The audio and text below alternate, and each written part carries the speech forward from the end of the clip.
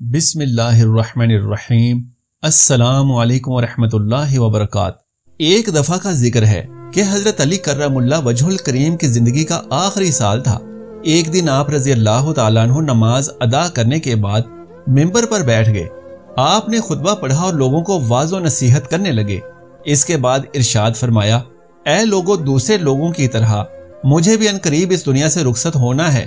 تم مجھ سے وہ باتیں پوچھ لو جو تم نہیں جانتے تاکہ تمہاری معلومات میں اضافہ ہو۔ مجلس میں چند لمحے خاموشی رہی۔ اس کے بعد ایک کوفی شخص کھڑا ہوا اور کہنے لگا، اے علی، اب جب کہ تم ہر چیز جانتے ہو، مجھے بتاؤ کہ میری داڑھی میں کتنے بال ہیں۔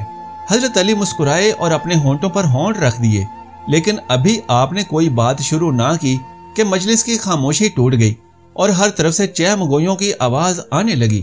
سب نے اپنی گردنیں بلند کی اور سوال کرنے والے کو دیکھنے لگے اور انتظار کرنے لگے کہ آپ اس سوال کا کیا جواب دیتے ہیں۔ حاضرین میں کچھ دشمن بھی موجود تھے، اس لیے کہنے لگے، علی کوئی جواب نہ دے سکیں گے۔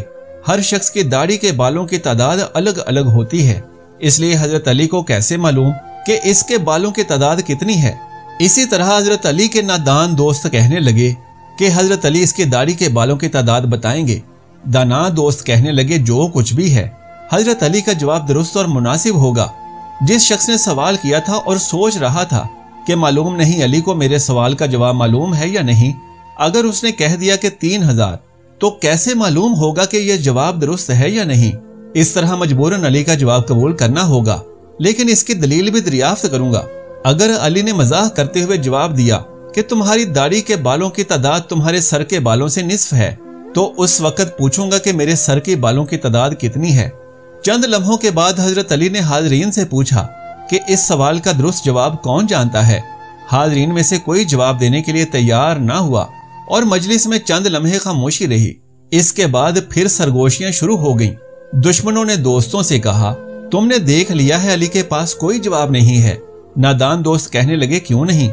علی کو سب کی داڑھی اور سر کے بالوں کی تعداد معلوم ہے۔ ابھی صبر کرو تاکہ سب کچھ معلوم ہو جائے۔ جبکہ دانا دوست کہہ رہے تھے، جلدی نہ کرو، علی چاہتا ہے کہ ہمیں بھی سوچنے کا وقت دے تاکہ تمہارے جواب کی طرف متوجہ ہو۔ کسی نے جواب نہ دیا۔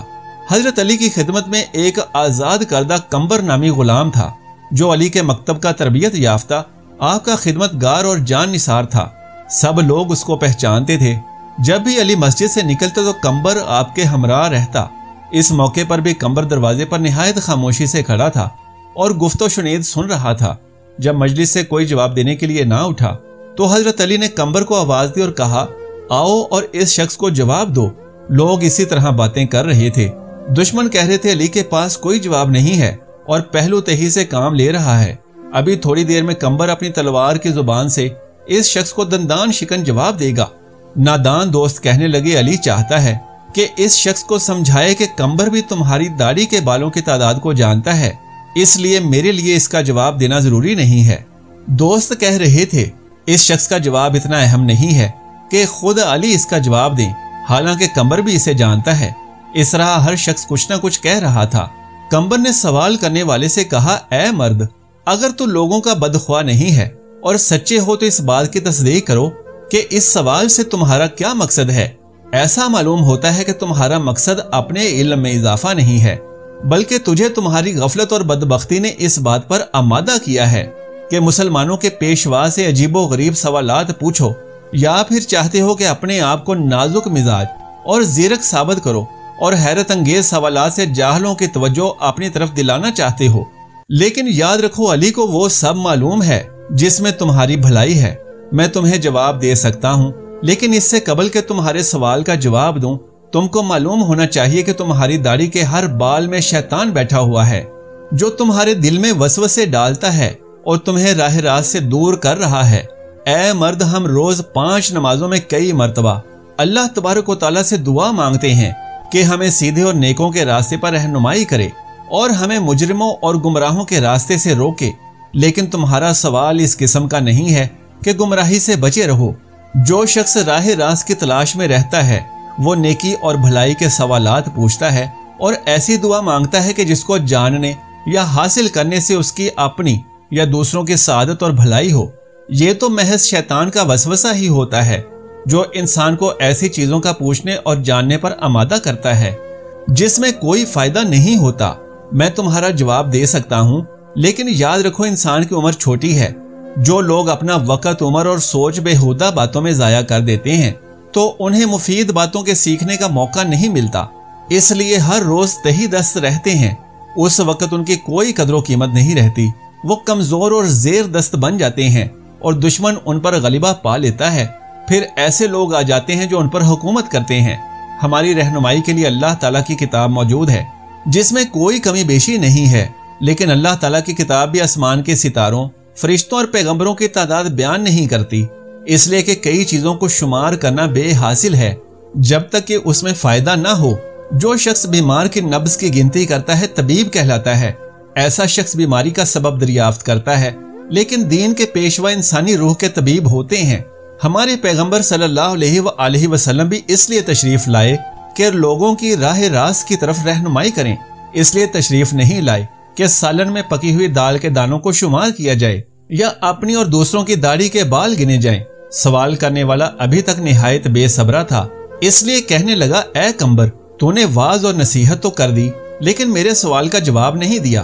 कंबर ने कहा, मैं इस काम में मशगूल हूँ, लेकिन मैं चाहता हूँ कि मौजू ज़ेरे बहस ज्यादा रोशन हो सके, इसलिए मुझे बताओ कि तुम्हारा पेशा क्या है। सवाल करने वाले ने कहा, मेरा पेशा तराजू साजी है। मैं खजूर की लकड़ी, उसके रेशे और पत्तों से तराजू बनाता हूँ और फरोख्त करता हूँ, लेकिन मेरे पेशे और सवाल में कौन सा रबत है।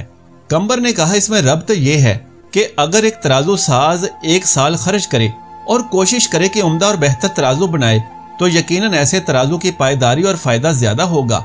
लेकिन अगर वो 2 दिन सरफ करे और खुद ही अंदाजा करता रहे कि चंद माश और चना के दाने हम वजन हैं, तो इसका मतलब ये होगा कि उसने अपना वक्त जाया किया है। इसमें शक नहीं है कि जानने और समझने में सआदत है, लेकिन मुफीद बातों को जानना और समझना चाहिए। हाँ, अगर तुम समझते हो कि तुम्हारी दाढ़ी के बालों की गिनती तुम्हारे लिए सूदमंद हो सकती है तो मैं तुमको इसका जवाब भी दे सकता हूँ और तुम्हें मुतमईन कर सकता हूँ। सवाल करने वाला भी संभलने ही ना पाया था कि कहने लगा, मुझे इसका कोई खास फायदा तो मालूम नहीं है, लेकिन मैंने एक सवाल पूछा है जिसका जवाब जानना चाहता हूँ। कंबर ने कहा, मुझे भी इसमें कोई फायदा नजर नहीं आता, लेकिन ऐसे सवाल से दूसरों का वक्त जाया करने और बच्चों के अफकार को गुमराह करने के अलावा कुछ नहीं। लेकिन तुम अभी तक अपने सवाल का जवाब मांगने पर इसरार कर रहे हो। बहुत बेहतर, क्या तुम गिनती और हिसाब जानते हो और 1000 से लेकर 10,000 तक गिनती कर सकते हो? उसने कहा, हाँ जानता हूँ। कंबर ने कहा, ए भाई, जो लोग अक्लमंद हैं वो कई मुफीद काम करते हैं।